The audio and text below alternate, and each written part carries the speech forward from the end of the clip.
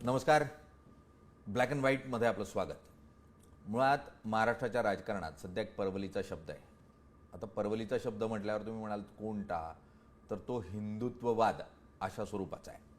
महाराष्ट्राचं राजकारण एका टप्प्यावर मराठी या मुद्द्यावर गाजताना पाहायला मिळत होतं. मात्र आज सर्वत्र हिंदुत्वाच्या मुद्द्यावर महाराष्ट्राचं हे राजकारण हे मतपेटीपर्यंत पोहोचतंय असं चित्र आहे. आणि त्यातूनच भाजपचं सरकार हे सहजतेनं सत्तेपर्यंत पोहोचताना आपल्याला पाहायला मिळालं. मुळात या सत्तेच्या प्रवासात काही नावं महत्त्वाची होती. त्यातलं एक नाव होतं नितेश राणे. साहजिक आहे, नितेश राणे हे हिंदुत्वाचा एक नवा चेहरा म्हणून महाराष्ट्रासमोर येऊ पाहत आहे. आपण थेट त्यांच्याशीच चर्चा करणार आहोत. ते मंत्री आहेत, पण मंत्रीपदाबरोबरच त्यांची एक स्वतःची अशी भूमिका आहे आणि जी अत्यंत प्रखर अशा स्वरूपाची आहे. प्रहार आहे त्यांच्याकडे, त्यामुळे प्रखर स्वरूपाची आहे. आपण त्यांच्याशी चर्चा करणार आहोत. नेतेजी, खूप खूप स्वागत. जय श्रीराम. नेतेजी, मुळात राणे साहेब काही इतके कडवे हिंदुत्ववादी किंवा प्रखर विचार व्यक्त करणारे म्हणून बघितले जात नव्हते. ते मराठीच्या मुद्द्यावर अत्यंत आक्रमक होते. नितेश राणेंमध्ये अचानक अशा स्वरूपाचा हिंदुत्वाचा कट्टरवाद किंवा एक आक्रमकता, अगदी प्रहार करावी इतकी, ती कुठून आणि का म्हणून आली? मुळामध्ये 39 वर्ष हिंदू हृदय सम्राट बाळासाहेब ठाकरेंच्या तालमीमध्ये राणेसाहेब तयार झाले. आम्ही लहानपणापासून त्या सगळ्या गोष्टी बघत आलेलो आहे, अनुभव घेत आलेलो आहे. राणेसाहेबांचं राजकारण कदाचित तुम्हाला जवळून कितपत पाहिलं आहे, अभ्यास केला हा विषय आहे, पण तेव्हा राणेसाहेबांनी पण हिंदुत्वाच्या विषयावर तेवढंच कडक भूमिका घेतली. फक्त तेवढं काय, इलेक्ट्रॉनिक चॅनल तेव्हा नव्हते, सोशल मीडिया तेव्हा नव्हती, आणि ते माध्यम कमी असल्यामुळे नेमकं कुठे कशी भूमिका घेतली, हिंदुत्वासाठी नेमकं राणेसाहेबांनी कुठली भूमिका बजावली, हे कदाचित आपल्याकडे कुठेतरी रेकॉर्डेड नाही आहे असल्यामुळे या गोष्टी असू शकतात. पण आम्ही तसं प्रामुख्याने कडवट आम्ही हिंदुत्वादीच आहोत. 12 वर्ष काँग्रेसमध्ये जाण्याची जी काय चूक आम्ही लोकांनी केली त्याची वेगळी राजकीय कारणं आहेत, ही आपल्यालाही माहीत आहे त्यानिमित्ताने.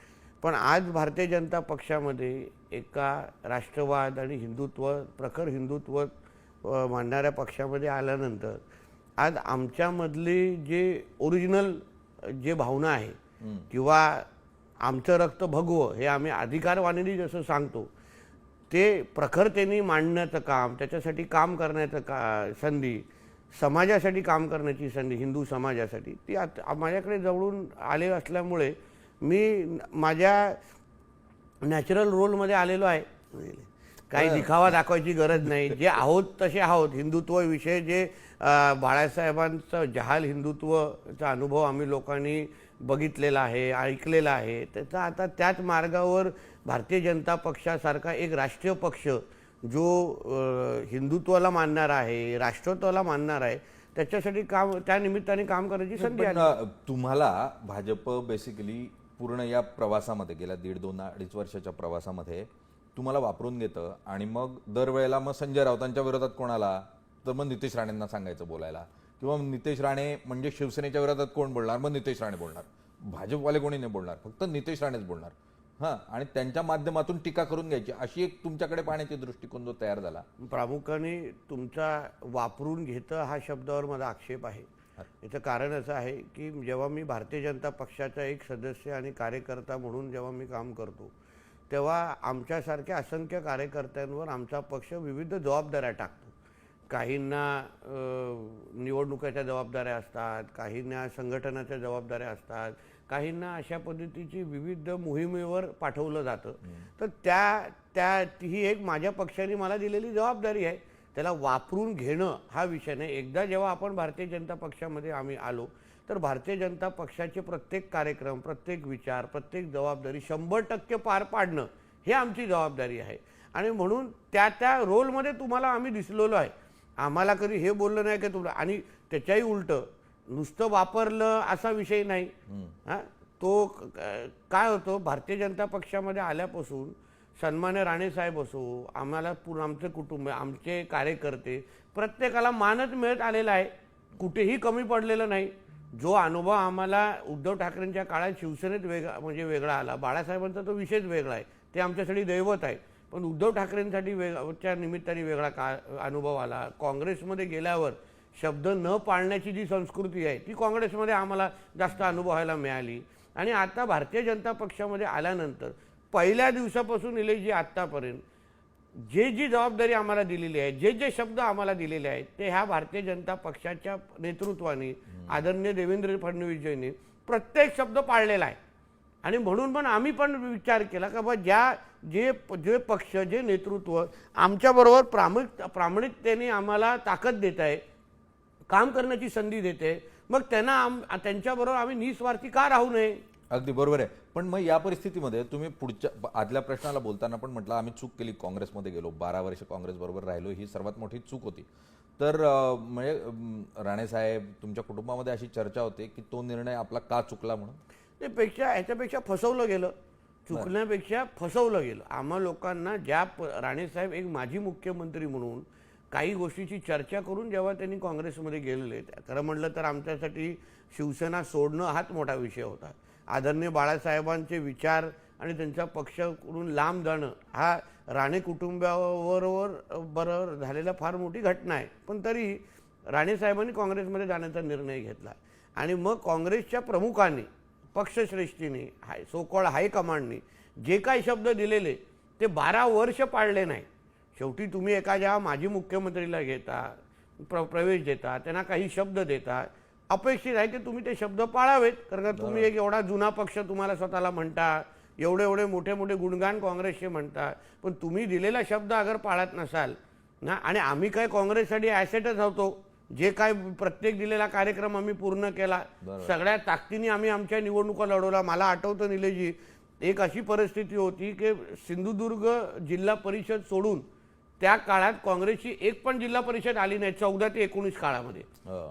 म्हणजे राणे साहेब काँग्रेसमध्ये असणं हे काँग्रेससाठी, कोकणासाठी ॲसेटच होतं. मी पण 2014ला काँग्रेसचा एकमेव आमदार पूर्ण कोकण पट्ट्यावर निवडून आलं, ठाणा ते तळ कोकणापर्यंत, सिंधुदुर्गापर्यंत. आम्ही जेव्हा तुमच्यासाठी ॲसेट म्हणून काम करतोय तेव्हा तुम्ही तुमचे शब्द पाळले पाहिजे.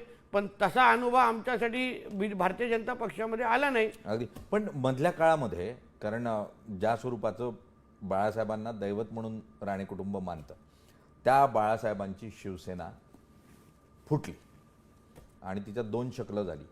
तर त्यावेळेला राणे कुटुंब कसं बघत होतं त्या शिवसेनेकडे? मुळामध्ये मी फुटली म्हणणार नाही, बरं, उठाव झाला. ओके. आणि उठाव का करायला लागला एकनाथ शिंदे साहेबांना, किंबहुना त्याच्या अगोदर राणेसाहेबांनी कुठल्या विषयावर आवाज उचललेला, राजसाहेबांनी कुठल्या विषयावर पक्ष सोडून दुसरा पक्ष, स्वतःचा पक्ष स्थापन केला, आणि मग एकनाथ शिंदे साहेबांनी का उठाव केला आणि शिवसेना कशी वाचवली, ह्या सगळ्याची तुम्हाला एक कॉमन धागा समजला पाहिजे. उद्धव ठाकरे.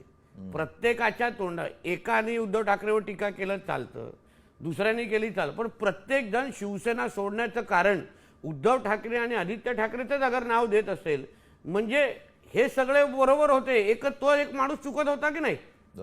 आणि जेव्हा एकंदरीत एकनाथ शिंदे साहेबांचा जो काही तो उठाव झाला, हे सगळे 40 आमदार आणि जे काय, आम्हाला मनापासून समाधानच होतं ना की बाळासाहेबांचा पक्ष आज एकनाथ शिंदेजींनी आणि त्यांच्या सहकार्यांनी भारतीय जनता पक्षाला खांद्याला खांदा लावून वाचवला. आज चिन्ह वाचवलं, आज हिंदुत्वाचा विचार वाचवला. नाहीतर तुम्ही 2.5 वर्षाच्या महाविकास आघाडीचा कार्यकाळ, निलेशजी तुम्हालाही आठवतं, पत्रकार म्हणून आम्हीही पाहत होतो, विरोधी पक्ष म्हणून, बाळासाहेबांचा मुलगा, बाळासाहेबांचं कुटुंब आणि बाळासाहेबांचा पक्ष अशा रसातळाला जाऊ शकतो, विचार पायदळी असे तुडू शकतात, हे कोणालाच अपेक्षित नव्हतं. म्हणजे तुम्ही म्हणजे राजकीय कार्यकर्ता हा विषय बाजूला, आपण प्रत्येकजण जो शिवसेनेमध्ये घडला आहे बाळासाहेबांच्या अवतीवर, त्या प्रत्येकजण शिवसेनेबद्दल, बाळासाहेबांच्या विचारांबद्दल भावनिक आहे. आणि आम्हालाही वाईट वाटायचं जेव्हा हिंदू हृदय सम्राट लावू शकत नाही.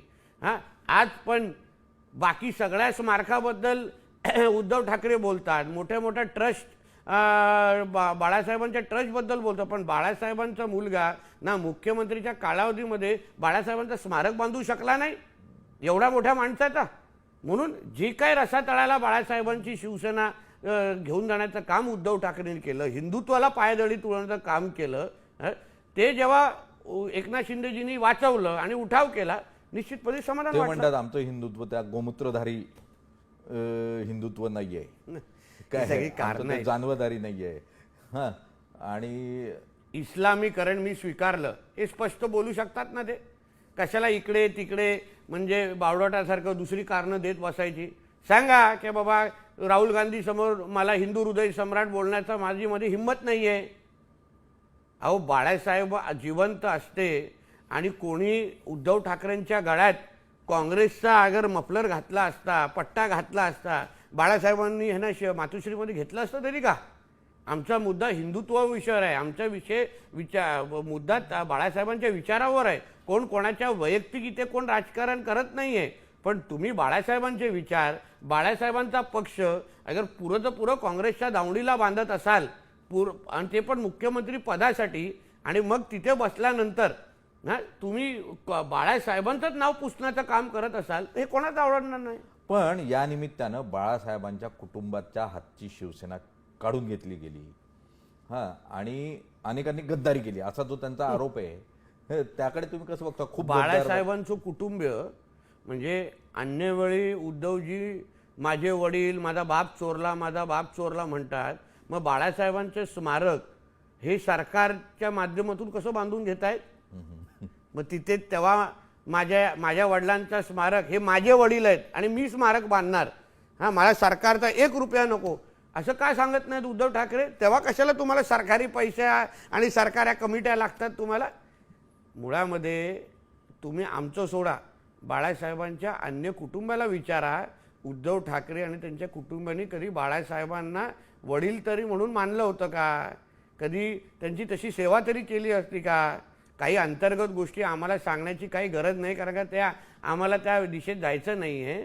पण आमचं सोडा, आम्हाला सोडा, आमचा विषय सोडा. अन्य जे बाळासाहेबांची जी मुलं आहेत, त्यांचं जे कुटुंब आहेत ना, त्यांचे ज्याला उद्धव ठाकरेंच्या बद्दल कधी विचारबद्दल तुम्ही ब्लॅक अँड व्हाईट केलं ना, तुम्हाला TRP फार हाय भेटेल. चला, ब्लॅक अँड व्हाईट मुळात मतदार योग्य वेळेला योग्य ब्लॅक अँड व्हाईट काय करायचं ते करतात. त्यामुळे या पूर्ण प्रवासामध्ये राणे कुटुंबातून 3 असे नेते समोर येत आहेत, 2 आमदार, 1 खासदार. तर त्यावेळेची प्रतिक्रिया, कारण आम्ही बघितलं होतं निवडणुकीचा निकाल लागला आणि म्हणजे आई नीलमताई आणि तुमची जी गळाभेट होती ती खूप मोठ्या प्रमाणावर चर्चेचा विषय ठरली आणि तो आनंद जाणवत होता तुम्ही त्या खांद्यावर घेतलेल्या कार्यकर्त्यांनी तुम्हाला. तर त्यावेळेला कुटुंबाची काय प्रतिक्रिया होती की अशा वेळेला तिघं तुम्ही संसदीय राजकारणामध्ये इतक्या आक्रमकपणे उतरतायत त्यावेळेला? निलेशजी, आम्ही 2014 पासून 14ला राणेसाहेब आणि निलेशजींचा पराभव झाला आणि 2014 ते 2024 पर्यंत एकंदरीत एक पूर्ण आमचा तुम्ही प्रवास बघितला तर कुठे ना कुठेतरी तो वेडा वाकड्या पद्धतीनेच आम्ही प्रवास करत करत करत इथपर्यंत आलो. मग भारतीय जनता पक्षाने आमचा हात धरला, योग्य ताकद दिली, मागे उभे राहिले आणि आज बघा सिंधुदुर्गच्या आणि कोकणातल्या लोकांनी 10 वर्षानंतर त्यांना कळून चुकलं की बाबा हे बाकी सगळ्यांना 14ला आम्ही राणेंना नाकारलं उदाहरण, हां, पण आता 10 वर्ष प्रत्येकाचा अनुभव आम्ही घेतलेला आहे, प्रत्येकाला आजमावून पाहिलेला आहे, विकास कोण किती करू शकतो ह्यांची राजकीय क्षमता पाहिलेली आहे आणि त्यांचं ते सगळा अनुभव घेतल्यानंतर 2024ला परत राणेसाहेब आणि त्यांचं कुटुंबीय आणि त्यांचे सहकारी जिथे होते तिथे जाणून परत जनतेने बसवलं. म्हणजे 10 वर्ष कोण किती काय करू शकलं हे मतदारांनी अनुभवलं, पाहिलं, आजमावलं आणि मग सगळ्या गोष्टीचा अंदाज घेतल्यानंतर त्यांना एक कळलं की बाबा कोकणाचा विकास करायचा असेल, सिंधुदुर्गाचा विकास करायचा असेल, ते जे प्रामाणिकतेने आमचे सत्ता असो किंवा नसो आमची सेवा सातत्याने करत असेल तर त्या कुटुंबाला आपण परत संधी दिली पाहिजे. पण त्याचबरोबर नुसतं राणे कुटुंब नाही आहे, त्याच्याबरोबर नरेंद्र मोदीजींची साथ आहे, देवेंद्र फडणवीसजींची ताकद आहे, अन्य भारतीय जनता पक्षासारखा राष्ट्रीय पक्ष आहे. या सगळ्या गोष्टीला एकत्र करून आज कोकणाचा, महाराष्ट्राच्या विकासाच्या दृष्टिकोनातून आज परत एकदा संधी दिलेली आहे. चला, कोकणाने तुम्हाला संधी दिली. मुळात राणेसाहेबांना शिवसेनेच्या माध्यमातून असेल, नंतर राणेसाहेब म्हणून काँग्रेसच्या माध्यमातून असेल किंवा आता भाजपच्या माध्यमातून कोकणवासीय तुमच्या राणे कुटुंबाच्या मागे म्हणून उभा राहिला सिंधुदुर्गामध्ये आणि या माध्यमातून विकास पोहोचवणं आता ही तुमची जबाबदारी आहे. तुम्हाला मंत्रिपद पण मिळाले. तुम्ही कोकणासाठी सगळ्यात मोठा ड्रीम प्रोजेक्ट हा नितेश राणेंचा काय असेल? प्रामुख्याने आमच्या कोकणातली मुलं मुली जे मुंबई, पुणे आणि ह्या दिशेने जे नोकरी धंदा करण्यासाठी येतात आमच्या कोकणामध्ये रोजगार निर्मितीवर माझा सर्वात जास्त भर असणार ह्या 5 वर्षामध्ये. कोकणामध्ये फार मोठी क्षमता आहे. सिंधुदुर्ग, रत्नागिरीमध्ये करण्यासारखं खूप का आहे. रोजगार, कारण का आमच्या इथे म्हणजे एकंदरीत लोकांचं राहणीमान असो, लोकांच्या म्हणजे आमच्या इकडे शेतकरी आत्महत्या करत नाहीत, प्रामाणिक पद्धतीने आपलं कर्जफेड करतात. हे सगळे गुण असले तरी आमच्या मुलामुलींना परत एकदा कोकणाकडे वळवणं, सिंधुदुर्गाकडे, रत्नागिरीमध्ये त्यांच्यासाठी रोजगाराची संधी उभी करणं, हे माझं सर्वात प्रमुख अजेंडावर आहे. पण नितेश राणे साहेब, जेव्हा जेव्हा आम्ही पत्रकार म्हणून कोकणामध्ये जातो त्यावेळेला कानावर पडणाऱ्या गोष्टी असतात की नवा उद्योग आणायचा म्हटलं की इकडे खंडणी मागितली जाते, इथले स्थानिक राजकारणी कोणताही विकास प्रकल्प करायचा म्हटलं की खंडणी मागतात, मग जागा घ्यायची तर म्हणे पार्टनरशिप द्या, अशा स्वरूपाच्या धमक्या देतात, मग फूड प्रोसेसिंग इंडस्ट्री आम्हाला लावता येत नाही, असा एक खूप मोठा उद्योजकांचा होरा असतो आणि त्यांचं म्हणणं असतं की खंडणीखोर झालेत सगळेचे सगळे. त्याचा तर लोकांनी विरोध करला आणि त्या सगळ्यांना पाडलं आणि घरी बसवलंय ना.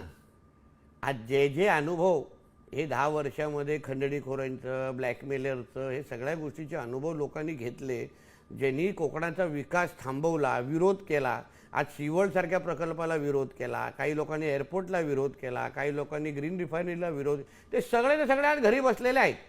आणि आता रोजगार निर्मिती करणारे, विकासाला प्राधान्य करणारे आज सत्तेमध्ये बसले असल्यामुळे आता ह्या कुठलीही चर्चा तुम्हाला कोकणामध्ये दिसणार नाही. चला, या निमित्ताने आणखी एक महत्त्वाचा मुद्दा, तो म्हणजे कोकणामधला तुमच्याकडे बंदर विकास आहे, मत्स्य उद्योग आहे आणि कोकणाचा खूप मोठा विकास हा बंदरांच्या माध्यमातून आणि वॉटर ट्रान्सपोर्टच्या माध्यमातून करता येऊ शकतो आणि तो आत्तापर्यंत होऊ शकलेला नाही. तर तुमच्यासाठी म्हणून त्याच्यासाठी काय उद्दिष्ट असेल? आणि सगळ्यात मोठं म्हणजे मत्स्य उद्योगामध्ये परप्रांतीय खूप मोठ्या प्रमाणात घुसतात आणि स्थानिक कामगारापासून तर व्यापारापर्यंत परप्रांतीय घुसलाय, आजूबाजूच्या राज्यातून घुसतात. मत्स्य उद्योग मंत्री म्हणून तुम्ही यावर काय उपाययोजना कराल? पहिला मुद्दा जो तुमचा बंदरांच्या संदर्भात आहे, मोठ्या प्रमाणामध्ये विविध पद्धतीचे बंदर आज आमच्या पूर्ण कोकण किनारपट्टी आणि त्या परिसरामध्ये येऊ पाहतायत. म्हणजे वाढवणपासून ते रेड्डीपासून ते विजयदुर्गपासून ते अन्य खूप बंदरं आहेत. म्हणजे दिघी पोर्ट असेल, सगळेच आहे. त्या बंदरांना चालना देणं, ताकद देणं, एकंदरीत त्या बंदराच्या माध्यमातून रोजगार निर्मिती ही मोठ्या प्रमाणामध्ये होते. आज गुजरातचा विकास हा मुंदडा पोर्टमुळे झाला, हे आपण अधिकारवाण्याने सांगतो. मिडल ईस्टचे जेवढा देश आहे ते सगळ्या बंदरांच्या आधारे ते सगळे देश विकसित होत आहेत.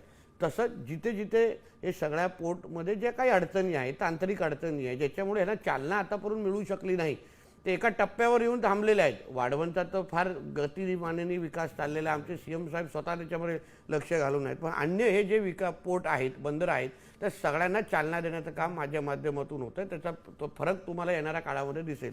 दुसरा तुमचा विषय होता की मत्स्य व्यवसायामध्ये होणाऱ्या परप्रांतीय आक्रमण, यासाठी काही गोष्टी जसं तुम्ही बघितलं असेल, मी ड्रोनची सुरक्षा तिथे वाढवलेली आहे. आम्ही परवाने तपासतो आहे, तलावांचे परवाने तपासतो आहे.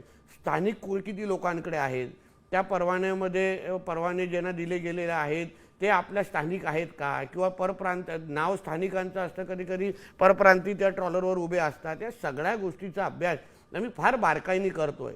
एक आपल्याला देवेंद्र फडणवीस साहेबांचं मुख्यमंत्री म्हणून कौतुक ह्यासाठी करायला पाहिजे की त्यांनी एकाच कोकणातल्या आमदाराला ही दोन्ही खाती एकत्र दिलेली आहे, जे आत्तापर्यंत होत नव्हतं. खूप वर्षा अगोदर मिळालेली, पण आता मधल्या काळामध्ये बंदरे एकाकडे असायचं, मत्स्य व्यवसाय एकाकडे असायचं. आता एकच आमदाराकडे, तो पण कोकणातल्या आमदाराकडे दोन्ही खाती असल्यामुळे दिलेजी आता मोठ्या प्रमाणामध्ये या दोन्ही खात्याच्या माध्यमातून माझ्या 720 किलोमीटरचा पूर्ण किनारपट्टीचा विकास मला ह्या निमित्ताने करता येईल. आणि त्याचबरोबर गोड्या पाण्या उर्वरित महाराष्ट्रामध्ये गोड्या पाण्याचं धोरण जे आपण आता गोड्या पाण्यातल्या माशांचं जो धोरण आणतोय, त्याच्यामुळे तिथे विकास आणि रोजगार निर्मिती होईल.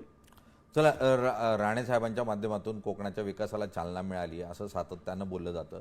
नितेश राणेंच्या माध्यमातून ही चालना जी आहे ती गतिमान होईल अशी अपेक्षा करूयात. आणि मुख्यतः कोकणातला चाकरमानी हा जो शब्द आहे तो नाहीसा होईल आणि कोकणी माणूस हा उद्योगी असतो, उद्योजक असतो, अशी प्रतिमा तयार होईल अशी अपेक्षा करूयात. नितेशजी, पहिली टर्म आहे मंत्रिपदाची, तुम्हाला खूप खूप शुभेच्छा. धन्यवाद. आणि अशाच स्वरूपात तुमचा विकास जो आहे, राजकीय विकास होत राहो. धन्यवाद. धन्यवाद.